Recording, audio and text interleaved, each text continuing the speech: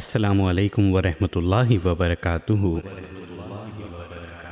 In today's episode, we will learn about how Allah subhanahu wa ta'ala saved Isa alayhi salam.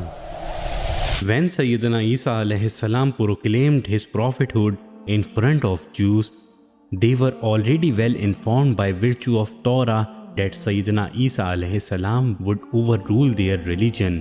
For this reason, Jews become his enemy. When Sayyidina Isa alayhi salam felt that Jews will remain rigid in their unbelief and they will kill him, he addressed the people and said, "Who are to be my helper towards the religion of Almighty Allah?" About 12 of 19 companions replied, "We are the helpers of religion of Almighty Allah. We have brought faith unto Allah, and you be a witness that we are Muslims." The remaining Jews remained rigid in their unbelief and they conspired to assassinate Sayyidina Isa alayhi salam. They sent a person called Dajjal to kill Sayyidina Isa alayhi salam. Meanwhile, Allah subhanahu wa ta'ala sent Sayyidina Jibreel alayhi salam with a cloud to raise Sayyidina Isa alayhi salam towards the skies. His mother embraced him out of love and affection. Sayyidina Isa alayhi salam said to his mother, "O beloved mother, now we will meet on the day of judgment." And the cloud lifted him up to the skies. When Dajjal did not come out of the home of Sayyidina Isa alayhi salam for a long time, Jews invaded to home.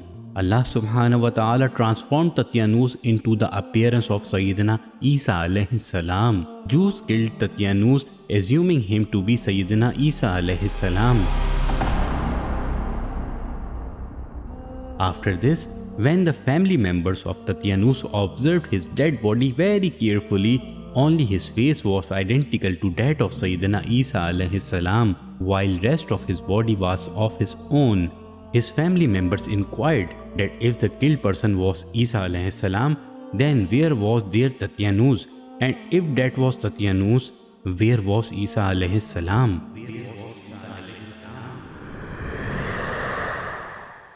This issue sparked so much that the civil war broke out among the Jews and consequently a lot of Jews were killed. Allah subhanahu wa ta'ala has described this event in Holy Quran as follows. And the unbelievers conspired to kill Isa, and Allah covertly planned to destroy them. And Allah is the best of secret planners. Remember when Allah said, "O Isa, I will keep you alive till your full age and raise you towards me and purify you from the unbelievers and give your followers dominance over the unbelievers until the day of resurrection. Then you will all return to me, so I shall judge between you concerning the matter in which you dispute."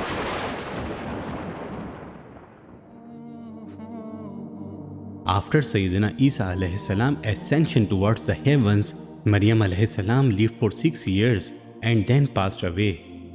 It is mentioned in Bukhari and Muslim that Sayyidina Isa alayhi salam will descend on earth close to the day of judgment and will follow the Sharia of Prophet Muhammad, peace be upon him. He will kill Dajjal and the pig, break the cross, and after maintaining justice for 7 years, he will pass away and will be buried in Madinatul Munawwara under the grand green dome. Refuting the credo of the Christian, it has also been revealed in the Holy Quran. And without doubt, they did not kill him, but Allah raised him towards himself, and Allah is Almighty wise. In the preceding verse, it is said, "They did not slay him, nor did they crucify him, but a duplicate was created for them." In order to sum up, Sayyidina Isa alayhi salam was not killed by Jews, but was ascended to the heavens by Allah subhanahu wa ta'ala. Anyone who believes that Sayyidina Isa alayhi salam was either killed or crucified as Christians believe, such person is an unbeliever of the Holy Quran. As the Holy Quran clearly says that Sayyidina Isa alayhi salam was never killed, nor crucified.